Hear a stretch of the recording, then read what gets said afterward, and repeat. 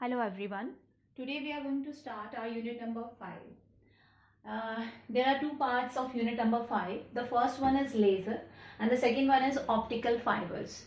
So before starting off unit number 5, first you will try to understand the meaning of laser. So laser, that stands for light amplification by stimulated emission of radiation, means laser is that particular process, or laser is that particular source of light where light will get amplified through a process, and that process is known as stimulated emission. Now before going into detail of laser, first we will try to understand what is the meaning of this term stimulated emission. So in order to understand the stimulated emission process, what we are going to do here, we are going to take an assembly of atoms. So we have n naught number of atoms, and these atoms, they are present in two states. Means suppose we have 100 atoms, then those 100 atoms, they are present in two states. Either they are present in state 1 or they are present in state 2. Now that state number 1, that is a ground state or low energy state, and state number 2, that is a high energy state with higher energy. So state 1, that is having lesser energy, state 2 is having higher energy, and atoms, they are distributed between these two. Let N1 is the population of state 1 and N2 is the population of state 2. Since that N1, that is a ground state, so most of the atoms, they will try to remain in stable state, and only few atoms will be there in excited state. Now this particular concept, that can be understood with the help of this equation. Now according to this term, this equation, the number of atoms in any energy state are given by this equation, n naught e raised to power minus e upon kT. So at any temperature T, if you want to describe the population of any state with energy E, then the population will be n naught, means total number of atoms, into this exponential term minus E upon kT, where k is this Boltzmann constant. Now you are having two states, 1 and 2. Let E1 is the energy of state 1, which is lesser than E2. Then N1 will be equal to this one, n naught e raised to power minus E1 upon kT, and N2 will be equal to this. It means higher the energy, then lesser will be the population because of this exponential decay factor. So this Maxwell-Boltzmann distribution of atoms, that can be understood with the help of this graph. Along x-axis you have number of atoms, and along y-axis you have energy. So when the energy is minimum, then the population is maximum. When the energy will increase, then the population will decrease because of this particular factor, n equals to n naught e raised to power minus e by kT. Now when you have two states and atoms are distributed between those two states, and now you are providing energy to that assembly of atoms, means total n naught atoms are there, and now you are supplying energy to that assembly of atoms. Now atoms, either they are in 1 or they are in 2. So when you will provide external energy, then two transitions are possible. Either the atoms will go from 1 to 2, or they will come down from 2 to 1. So the atoms which are present in ground state, they have lesser energy, and if they want to move to higher energy state, that is if you require a transition from 1 to 2, then these atoms, they require extra energy. Means if you have these atoms, N1 atoms in ground state and N2 in high energy state, and if you want to send these atoms from 1 to 2, then you have to provide extra energy. Since these atoms, they are having energy E1, and to move from 1 to 2, they require extra energy E2 minus E1.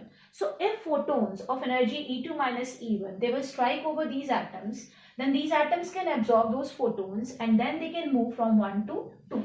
So this transition, which will take place from 1 to 2, that is from state 1 to 2, that transition will take place after absorbing photons of extra energy. So this is absorption transition, and since this transition requires a stimulation, this transition requires this external trigger, this transition requires these photons of extra energy. So that is the reason this process is known as stimulated absorption. So this is first one. When atoms are moving from 1 to 2, they have to absorb that energy. And when atoms are coming from 2 to 1, so when atoms are coming from 2 to 1, they have to release their extra energy, they have to emit their extra energy. So transition from 2 to 1 will be emission, and transition from 1 to 2 will be absorption. So you have few atoms in excited state here, And you know, these atoms which are there in excited state, they are very short-lived state. They are very short-lived atoms. They cannot stay there for a longer duration. Their lifetime is very small, 10 raised to power minus 8 seconds. After that, these atoms, they will try to come down to a more stable state. So these atoms, they will come down from 2 to 1. And when they are coming down, then they have to emit their extra energy, and that energy will be emitted in the form of photons. So since this transition is a spontaneous process, a natural process, after completing this lifetime, atoms will automatically come down. So this transition is known as spontaneous emission transition. Why emission? Because photons, because the extra energy is emitted in the form of photons. But one important point you have to remember here, the photons which are emitted due to spontaneous emission, these photons, they are not in same phase. They are moving in random directions. So they cannot amplify light.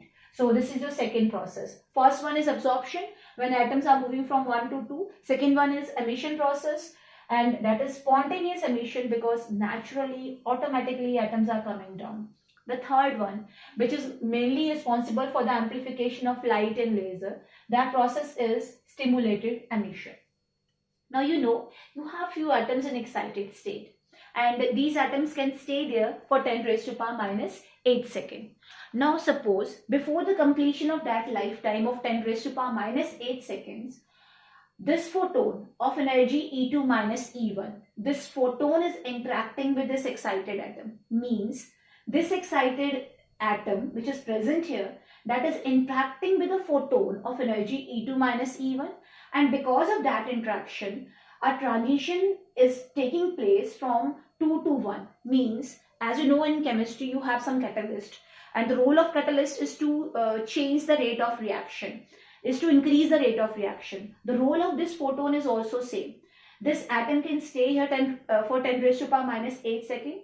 Now before the completion of that lifetime, if a photon of energy exactly equal to E2 minus E1, if this photon is interacting with this excited atom, then forcefully this photon is sending these atoms to ground state. And if atoms are coming down to ground state, they have to emit their extra energy in the form of photons.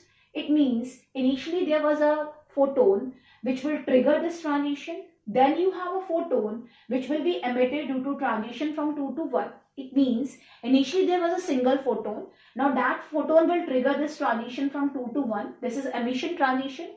And since this transition requires this photon, this stimulating photon, so this transition is stimulated emission transition. So initially there was one photon. Now you have one new photons. Now there are two photons. Now these two photons, they can trigger two.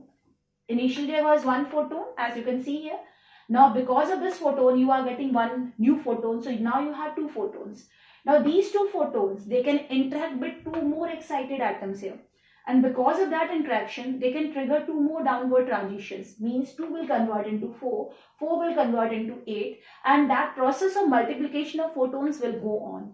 And all these photons which are emitted due to this stimulated emission transition, they are of same energy and they are moving in same direction. They are in same phase. So light will get amplified. Amplify means one photon will convert into 2, 2 will convert into 4, 4 will convert into 8, and so on. So this stimulated emission process, that is a main process which is involved in the amplification of light in laser.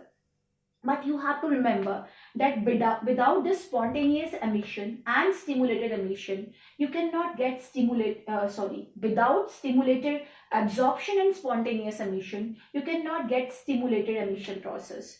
So one quick reminder, stimulated absorption, transition from 1 to 2, and it requires photon of energy E2 minus E1.